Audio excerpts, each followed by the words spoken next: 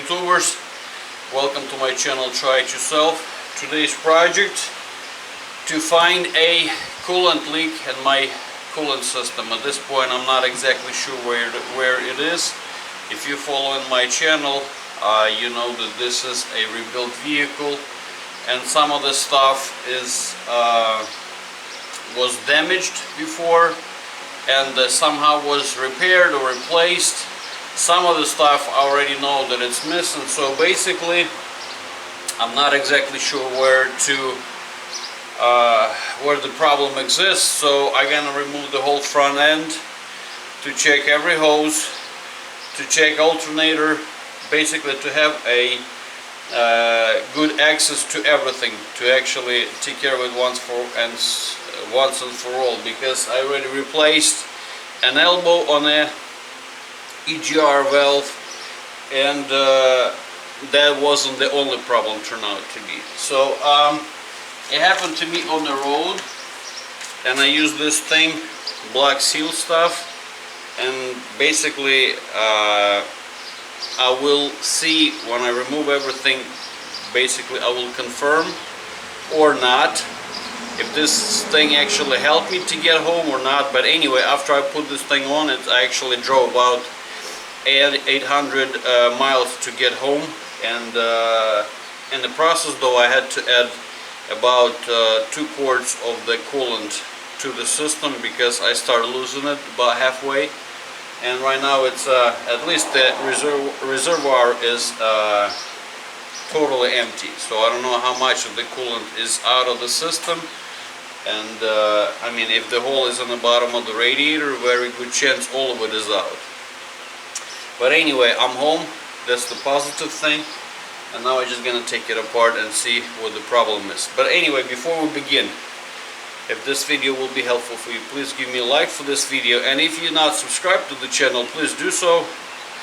Both of this stuff is actually not gonna cost you a thing, but if you're gonna be super grateful and this video will help you a lot, there's other options. You can check out the part in the description below this video to become a partner of this channel, or check out the things button. Anyway, so let's talk more work. Since I'm gonna be removing all of this part, this prop rod for the hood is not gonna be good because I will remove this thing most likely. That's why I come up, I pull close to my garage or something. So you either need, like last time when I did, I found like a 2x4 to hold it. The thing is actually slipped, hit me on the head. So right now I have a hook over here with straps, and now it's solid all the way open, and I'm good to start. So the first thing you do, you remove the headlight, and you have 2 Torx Story screws, one over here, one on the back, one on the front.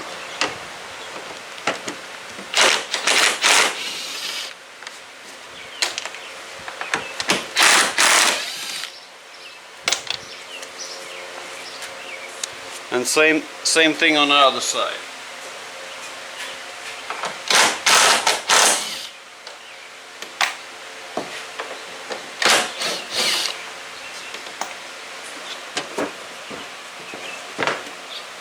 Then you just lift it just like that,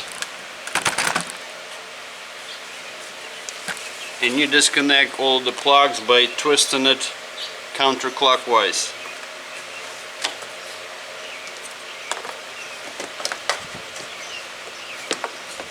Well, except this one.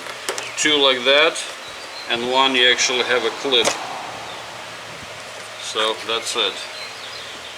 This is out of the way. Then you remove this trim over here just by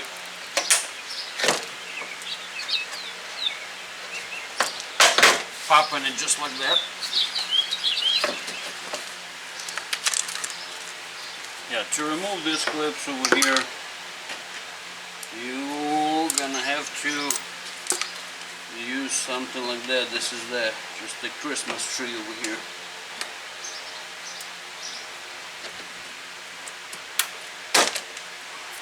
Just like that.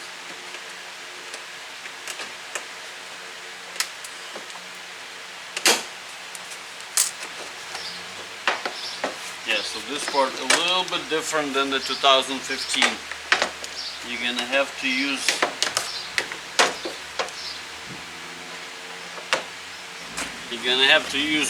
most likely a screwdriver. That's gonna be the easier part to clip to release those thingies over here. You have these two screws over here, and this is Torx 25.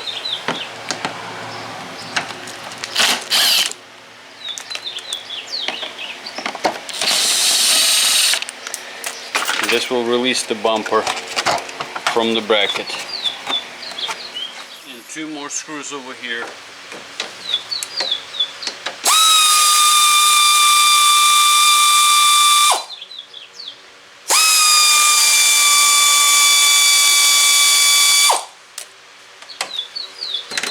Now the bracket is free. So it takes two 8mm screws, one top, one bottom, and then over there at the very bottom, that's the Torx 25 screw that holds this front end to the bumper. So two screws, or three screws total on this size, two that attaches to the fender, and one at the bottom that attaches to the bumper. Same thing on the other side.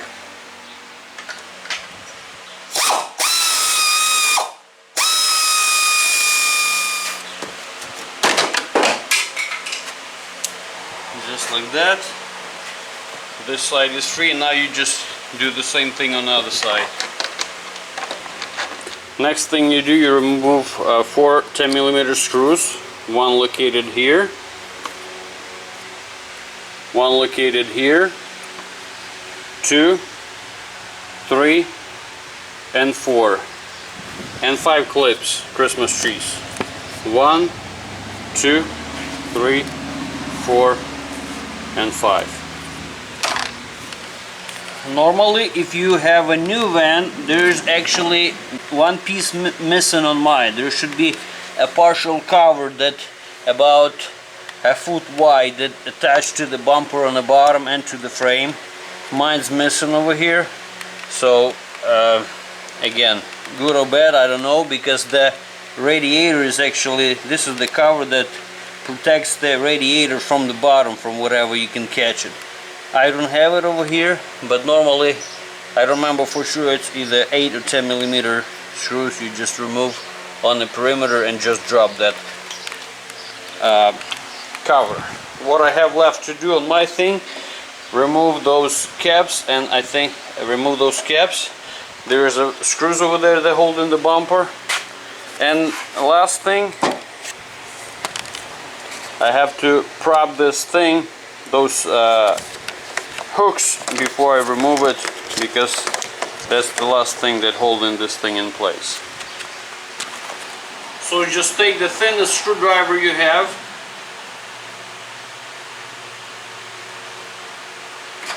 pry those caps,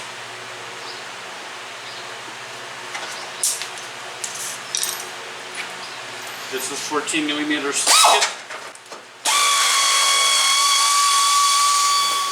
You make sure everything is unhooked over here. You gotta prop it up over here.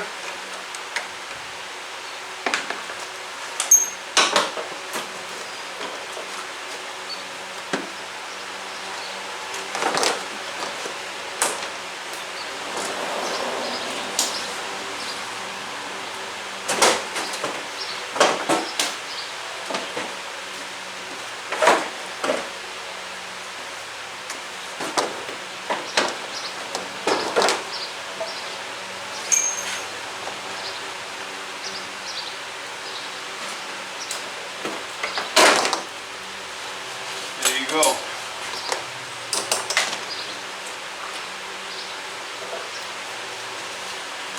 And now we're ready to remove the whole front.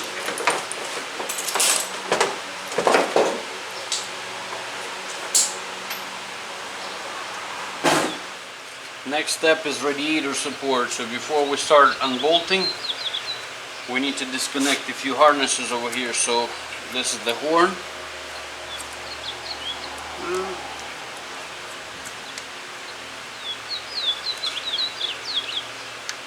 You gotta push the pin over here in the back. Gotta push the pin over here and just slide it down. So that's this side. By the way, guys, for those of you that are on my channel, I have my ambient sensor or temperature sensor just hanging like this because a whole bunch of stuff is missing over here and I couldn't figure out where exactly it's located. So I would appreciate it if you guys, whoever have not destroyed Ford Transit 2020, would kind of give me an idea where this thing should go, because it actually, I have a few problems with it. It doesn't show the temperature right, so I don't know if just a bad sensor or maybe just a bad location. On the other side, you're gonna have to disconnect this sensor AC. I'm guessing this is AC sensor because this is a condenser. And there's also this big plug over here. I guess I need two hands for that, but you just push it and separate it over here. Just like that. And now you can, the radiator support is free from harnesses. Next thing, you remove this hood release cable. So you gotta disconnect it from the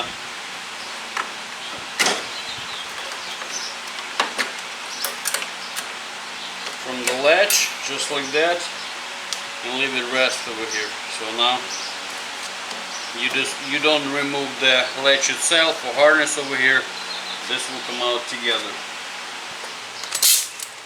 Two more things you have to disconnect is this same Torx 25 screw that holds your windshield fluid and AC charging port. This bracket over here, two screws, same way. I guess you could try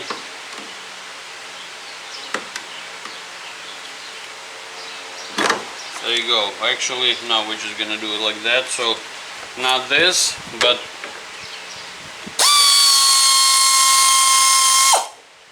windshield fluid, we will remove it just like that. So now everything is free. Now we can remove the bolts.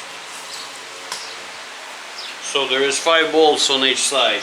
2 over here on the bottom on the frame, 2 by the fender here, and 1 over here by the hood at the top.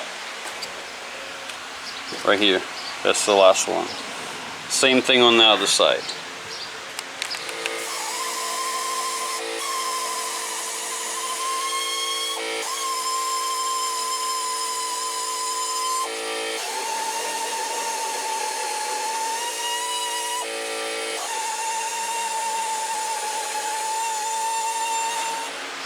So 2 bottom screws over here 15 millimeters and the top screw is 10 millimeters.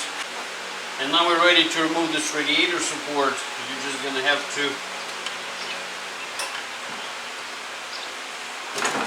lift it up because your radiator is sitting over here in those 2 sockets. So you got to go up before you go out, just like that.